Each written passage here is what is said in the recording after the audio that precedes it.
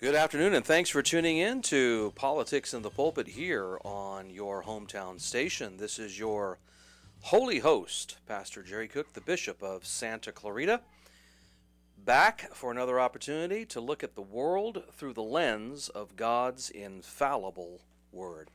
We have a fast-paced show on tap for you today, covering several issues. At the bottom of the hour, U.S. Senate candidate Eric Early will be calling in to offer his take on the current U.S. Senate race and all things Steve Garvey. And by the way, if you watched last night's debate, Eric actually got a bit of a shout out, and I'll tease a little bit about that a little later when we bring Eric on. So this afternoon, I wanted to talk a little bit about Donald Trump. Obviously, Trump has a way of always keeping himself in the news cycle. And over the weekend, the trial with DA Letitia James in New York State, Trump was ordered to pay over $350 million in punitive damages in a case, listen closely, in a case where there were absolutely no victims, nobody. No bank lost money. Trump didn't lose money. No private investors lost money. This was completely victimless. Now, I want to just simply ask this question. So Trump has to pay over $350 million. Technically, it's going to be somewhere close to $450. He has to put this up within 30 days in order to even make the appeal. And even if the appeal goes his way, Trump is still going to be out several millions of dollars, which, of course, you're probably thinking, well, what's the big deal? The guy's a billionaire, right? And, of course, that's how most people are looking at this. But, again, this is a case where the Judge Engeron, predetermined Trump's guilt way before the verdict was declared. In fact, let me just rephrase that. The verdict came at the beginning of the trial, not at the end of the trial. And as far as I'm concerned, and I think every one of us can see this for what it is, this was a political decision that will have deleterious effects on the state of New York in general, and New York City in particular. Now, if you're listening today, if you're a younger individual, if you are ordered to pay over $350 million in damages, you have to ask yourself the question, well, if this crime was victimless, then who has been damaged? And the next question we have to ask is, to whom is the $350 million going to? I mean, if there's no victim, it's not going to a bank. The banks that lent the money to the Trump corporation business, if you will, they all basically said, we still want to do business with former President Trump. So they're not complaining. All of the other contractors haven't complained here. So who does the $350 million, in fact, $350 million plus, who does that go to? It's ostensibly going to go to the state of New York. And I promise you, people like, and again, I can't prove this, but who knows? Maybe Letitia James, maybe the judge, maybe those that, were determined to come to this outcome are going to get that money. But I couldn't prove that.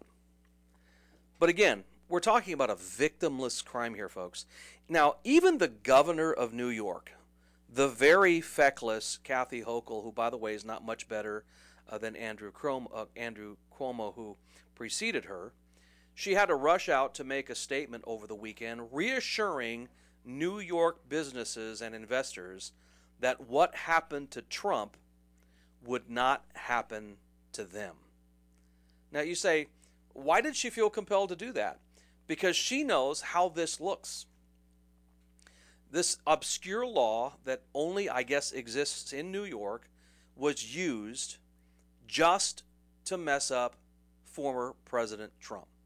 It's not ever been used before, and the way the governor phrased it sounded like it'll never be used again because it has served its purpose.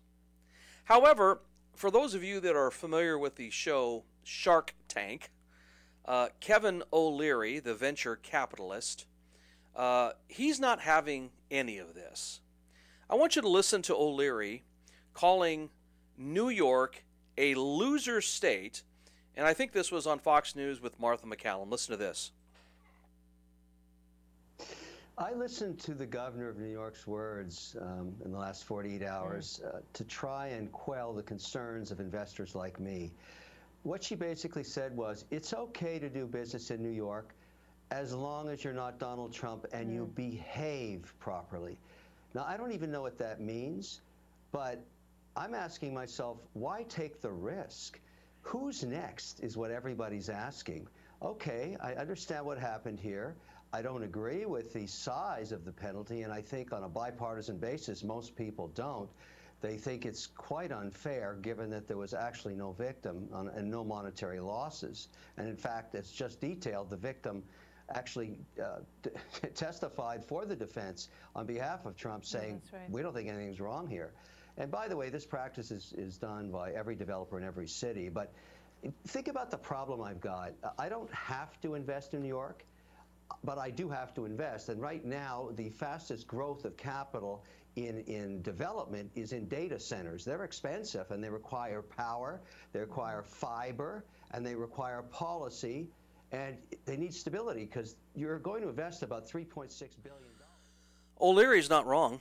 And by the way, O'Leary's, worth a few dollars. Again, very successful venture capitalist, has placed a lot of his money in New York and other places, and is basically saying to Kathy Hochul, you can stick it. I don't want anything to do with New York anymore. And by the way, Leary can't be the only guy that feels that way. I mean, people that maybe don't have the money and the capital that O'Leary has, maybe they're starting to second guess whether they should be investing in the city of New York or the state of New York. What about the truckers? We keep hearing about these truckers not wanting to bring in cargo into New York at all until this all gets rectified. I guess also somebody put out a GoFundMe for former President Trump, and I think the last thing I saw was a little over $700,000, which obviously is a drop in the bucket compared to what he owes the state. But I'm sure that if Trump wanted to, he could come up with this sum, and I think he's probably going to. Letitia James says that they're going to liquidate all of his assets there, his Trump Tower and all that, in order to get the money, which of course are probably worth well more than $350 million. I mean, think about it. This is causing a bit of a blue-collar revolt. Yet, Donald Trump is more of a white-collar guy. But yet, this guy seems to have the ear and the confidence of the blue-collar guy out there. Mitt Romney, as rich as he is, was unable to connect with the average blue-collar voter in 2012 like Donald Trump has in 2016, I believe did very well in 2020, and continues to do in 2024. The fact is, in my opinion, this entire saga in New York is unfair, and it's a ridiculous decision which will only seek to rally more support for Donald Trump. And let me just reemphasize this again. If you're listening and you think that it's totally fair that Trump pay this, again, ask yourself the question, who's getting the $350 million plus dollars? There is no victim. As far as I'm concerned, the more the left ramps up this lawfare, the more it seems to gin up support for former President Donald Trump. And I just think that this is going to continue to gin up more support for him. And I don't care if Nikki Haley wants to be the spoiler in this race. As far as I'm concerned, Nikki Haley should stay in this race. I think it really it does two things. Number one, it makes Trump a better candidate. And number two, it basically says we don't have to worry about Nikki Haley anymore because she's going to ruin her brand. I mean, she's not going to be chosen into any cabinet position should Trump win. She's not going to be VP. She's made that abundantly clear. Trump's pretty much made that abundantly clear. And there's a lot of bad blood. It's going to be worse than Ted Cruz in 2016, going all the way to the convention. And if you remember when he came out, he did not endorse President Trump at the convention. He just said, vote your conscience. And of course, there was a bunch of boos. And go YouTube it. It was one of those moments in history that you just had to, that I lived through, and many of you have lived through as well. I don't know what this is going to look like at the convention, but what if Trump beats Haley in every state? Furthermore, what if Trump is the only Republican nominee to win every primary in modern day? I mean, it's very possible that that is what he's going to do. This coming Saturday is the South Carolina primary, and depending on the polls you read, Trump is ahead either by 25 to 35, give or take a point or two on either side of that. He is going to hand Nikki Haley her lunch in her home state where she was governor for 2 terms. Okay. Another story that I want to bring to your attention. For the last 4 years, the left has lectured us about we needing to follow the science, right? Well, a new study out of Finland challenges the common assertion that gender dysphoric youth are at elevated risk of suicide if not treated with, quote, gender-affirming care. And let me translate that because that's leftist language. The translation for gender-affirming care is cutting off body parts, right? This study says, quote, while transgender identity does seem to be associated with elevated suicide risks, they say the link is actually not very strong. In fact, before this study, if anyone even suggested that such a conclusion was not clear, would automatically be branded as complicit in, quote, trans suicide. Parents were literally browbeaten into consenting to social and medical transitioning their kids with statements like this: would you rather have a living daughter or a dead son? Now, for Christians like myself, and for some of you that are listening, who believe in a final authority and we believe in absolute truth, issues like this are really, frankly, not an issue. But for those who have absolutely no final authority and truth is fluid, then they are subject to being tossed to and fro by every opinion that is regurgitated by the medical association.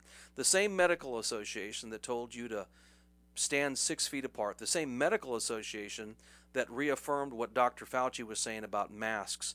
All the things that we have now come to realize were a bunch of crap is the same association that was telling parents and browbeating parents a few years ago, you had better make sure that when little Johnny and little Joni come home and say they feel like they're another sex, you had better get them their gender-affirming care.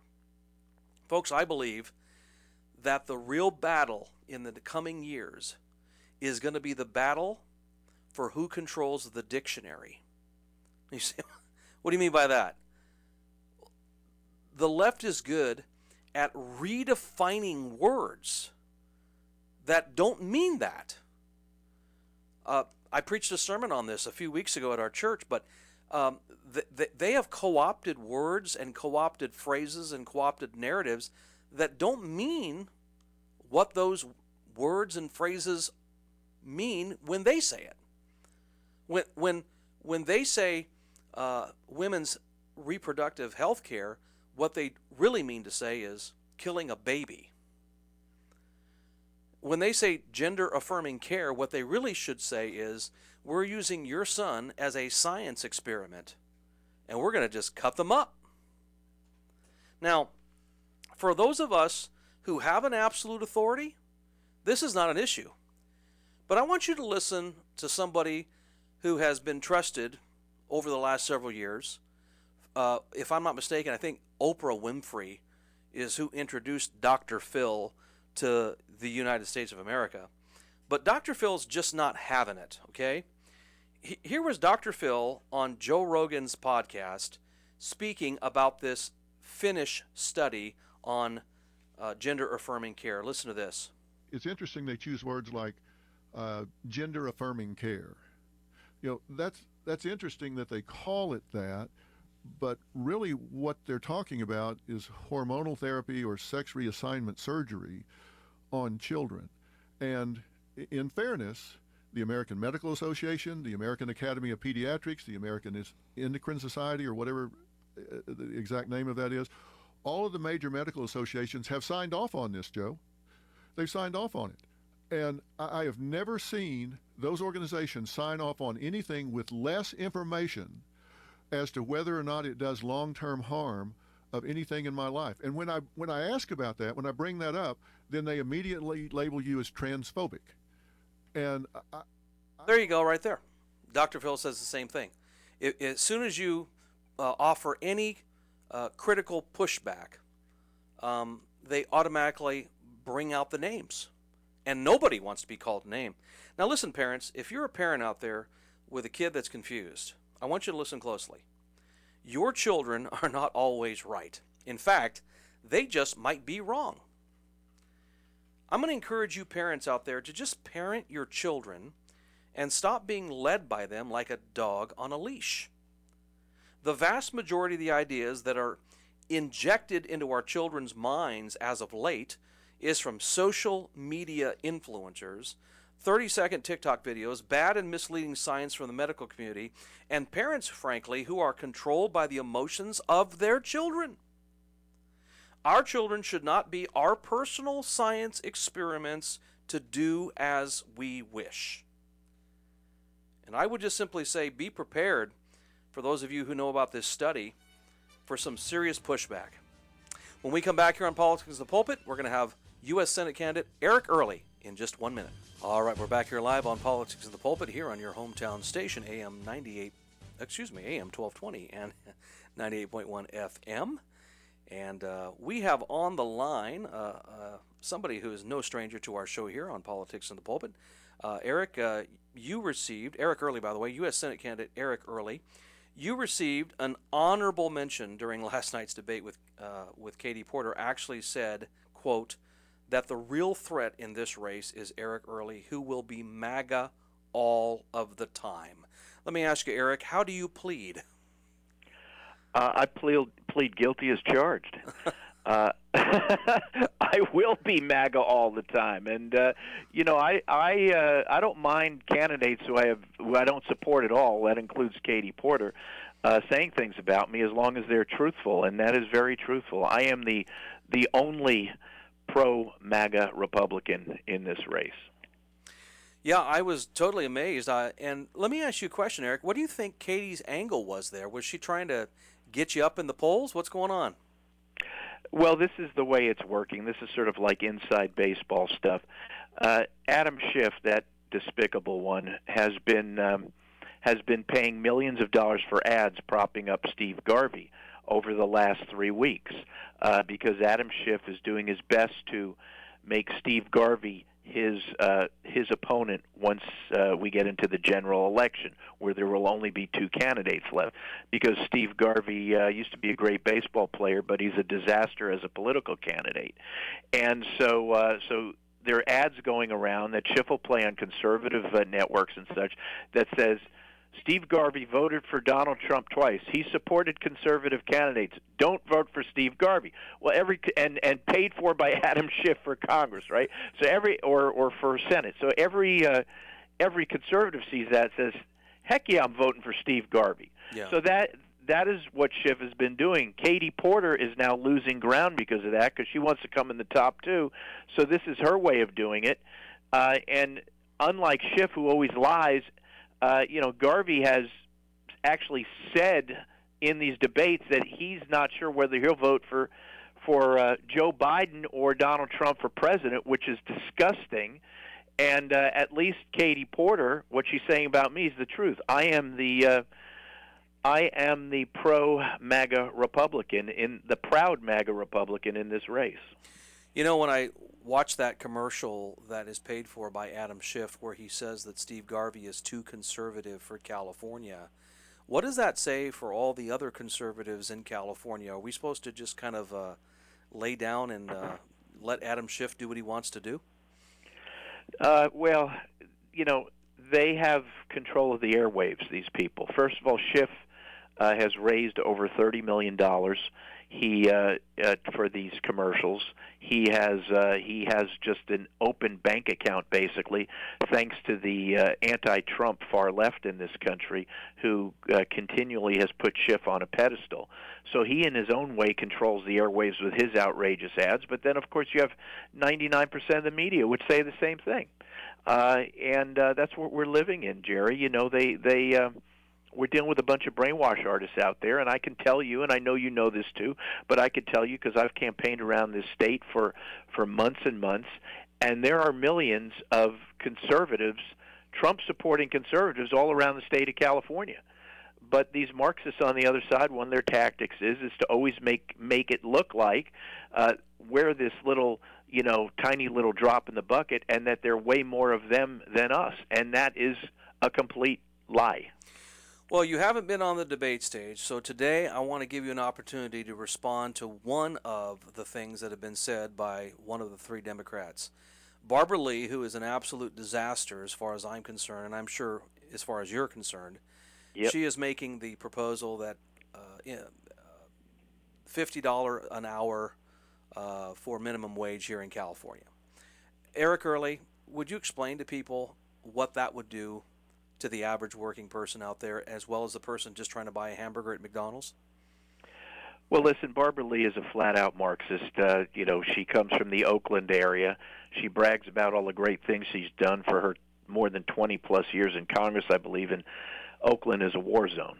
But Barbara Lee, really, I've been sort of speaking in jest and saying that I think they put her on a plane in Havana, Cuba, and fly her over to these debates because she's just a flat-out Marxist. And so, I run a business. I run a law firm, a nationally recognized law firm. We have a bottom line here.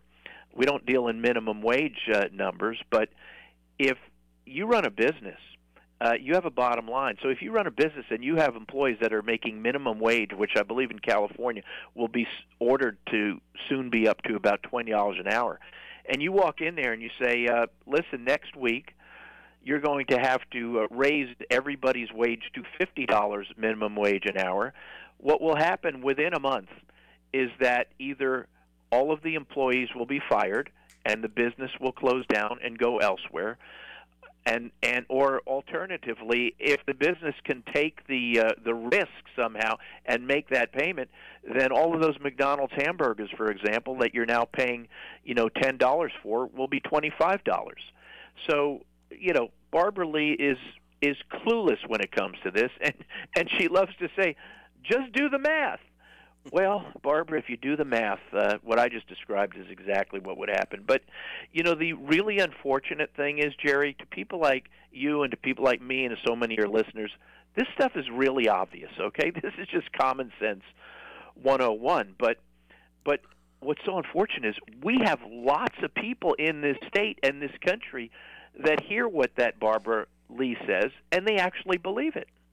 Yeah, it's amazing. I don't even know why anybody takes her seriously, including the moderators, considering that, as you said, and rightfully so, Oakland is indeed a war zone.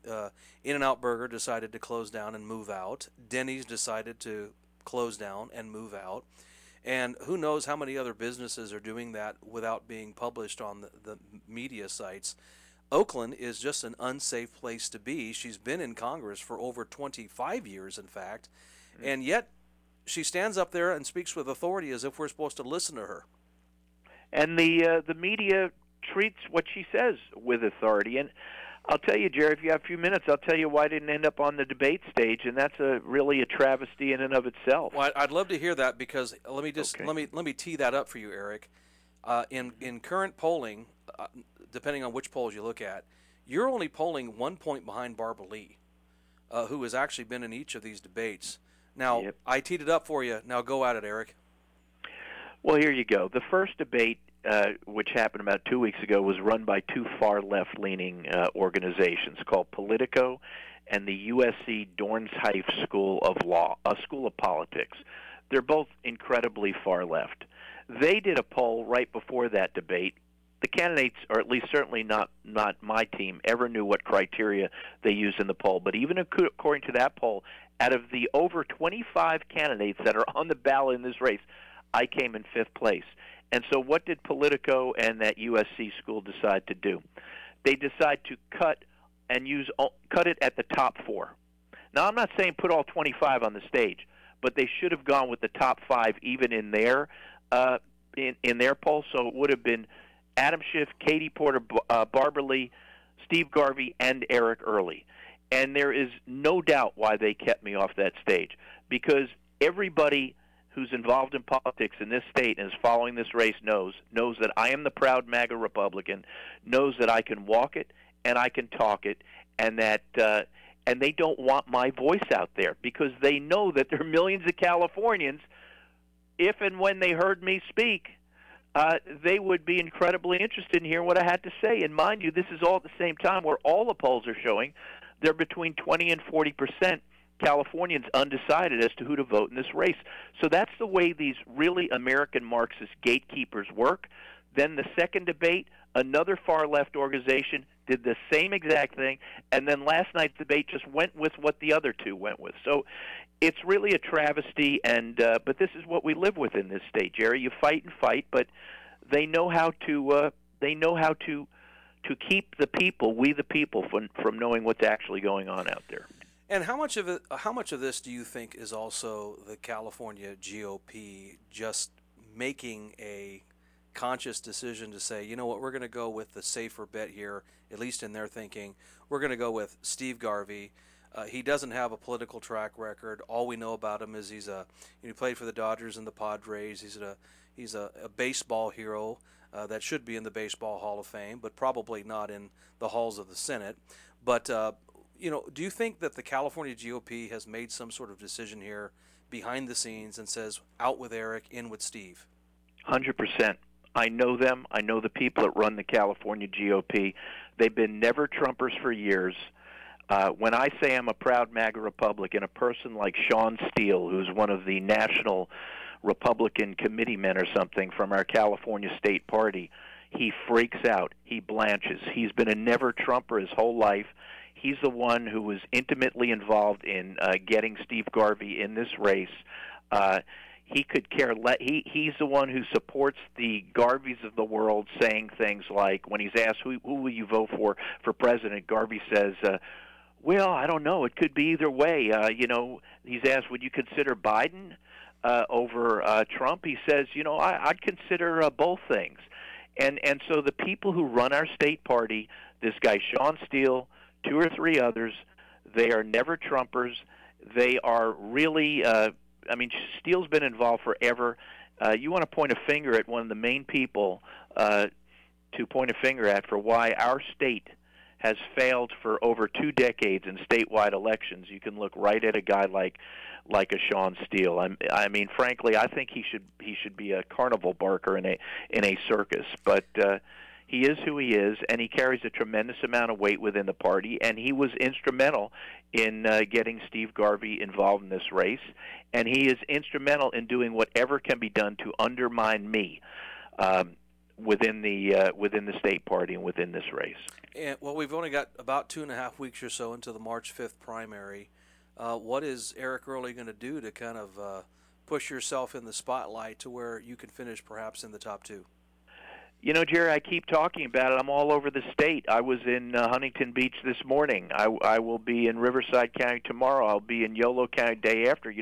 I'm the only Republican candidate in this race who has received major endorsements from the California state county parties I've received over 15 of them from mostly around Northern California. I was endorsed by the California Republican Assembly at their statewide convention. Garvey went in there. He tried to get their endorsement. He didn't get one vote.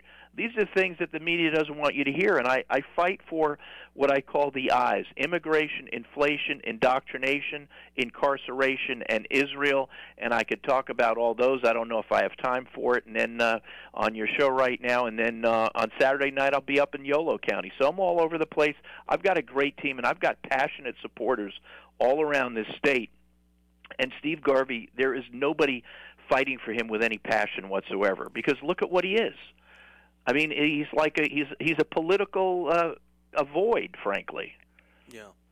Well, I know that one of the ways I gauge excitement is I listen to AM 870 in the morning when I get up, and I'll listen to Jen and I'll listen to Stinchfield, and I was listening to them this morning, and Grant was he was beside himself when it came to the debate last night. And of course, he's been beside himself in the subsequent debates as well, and just wanting you up on that debate stage. And so I kind of gauge where California conservatism is by listening to what those guys are talking about in the morning. And if there's cheerleaders in Southern California for Eric Early, it's definitely those on AM 870. So definitely, Jen Horn endorsed me on the air. So I recall that. Yeah, they're incredible, and it's funny that you mention them, because I'm going to be on Grant's TV show in a couple hours. On Newsmax? Whatever he's on, I'll be on it. I know they're Skyping me in, and I'll be on it. Well, I'll definitely pay attention to that. Let me ask you a question. Go ahead and cover those I's that you were talking about a minute ago. Okay. I'll make it quick. I could talk forever on this stuff, but I know we don't have much more time. Immigration, we have to lock down the border. I support immigration with an L, legal immigration. This invasion must be stopped, and if we need to send our military to the border, so be it. Inflation, I believe in our fossil fuel industry. We should be drilling, we should be fracking, we should be mining. You bring down the cost of a barrel of oil, the cost of every other expense and cost across the board goes down. Indoctrination, I've been involved fighting for parents and children for many years now. They have stolen the brains of our children, or they're doing that on a daily basis in the public schools throughout our state. We've got to get back the education of our kids. We've got to stop this sexual fluidity stuff that they start pounding into our children at 5 and 6 years old, where they're telling them it doesn't matter what you were born as, you can be anything you want to be, where they're teaching kids really to hate America, that America is a bunch of oppressors and colonizers and occupiers, and all white people are racist and brown people are victims. We've got to get our hands on it. It's happening, and they're doing their best to keep it under wraps, just like Marxists always do. And go ahead. And if you want folks to donate to you or volunteer or come to an event, how do they get to know Eric Early online? EricEarly.com. And when it comes to Israel, we have to support Israel, stand behind Israel. They have to destroy that death cult of Hamas and the Tehran mullahs and that whole axis. They hate Western civilization. They hate Christianity. They hate Judaism, and we better stop them. Eric Early, U.S. Senate candidate for the state of California, thank you so much for calling into Politics in the Pulpit, and Godspeed out there. God bless you, Jerry. Thank you. All right, we're back here on Politics in the Pulpit on your hometown station, and we'll give you a couple of interesting things on the way back out. Take care. All right, we're back here live. This is our final segment here on Politics in the Pulpit. This is your holy host, the Bishop of Santa Clarita, Pastor Jerry Cook. We just got off the phone with Eric Early, and again, I'd encourage you to prayerfully consider, between Steve Garvey and Eric Early. I know that if we want to be pragmatic about it, Steve's got the name recognition, and I think he's running second right now to Adam Schiff. All I know is this: I don't want Adam Schiff as the Senator of California, and I'm willing to do just about anything to make sure that we keep him from that position. So you're going to have to prayerfully consider as you're voting early. By the way, I'd encourage you to vote early. And if you want to vote in person early, I believe you can start doing that here pretty soon as well. So check your local precincts and get the information on that. as soon as you can. If not, mail in those ballots as quickly as you can as well. If you can't get enough of Pastor Cook, I'd encourage you to listen in here on your hometown station every Sunday morning at 8 o'clock for our Faith and Freedom Hour. That is where you're going to get nothing but pulpit stuff, no politics. Well, maybe some politics here and there. But that'll be our Sunday morning services at Freedom's Way Baptist Church. If you want to come and visit us, check us out online at freedomswaybaptistchurch.org and read all about us there, and then come by and visit any time.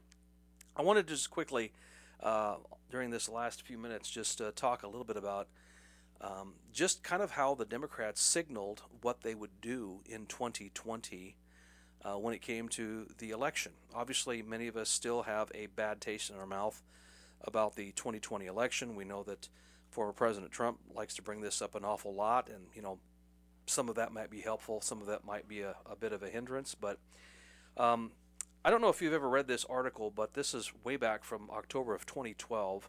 This was a New York Times article written by Adam Liptak, and the title of his article is "Error and Fraud at Issue as Absentee Voting Rises." And this is online. You can look it up right now. Go ahead and grab it.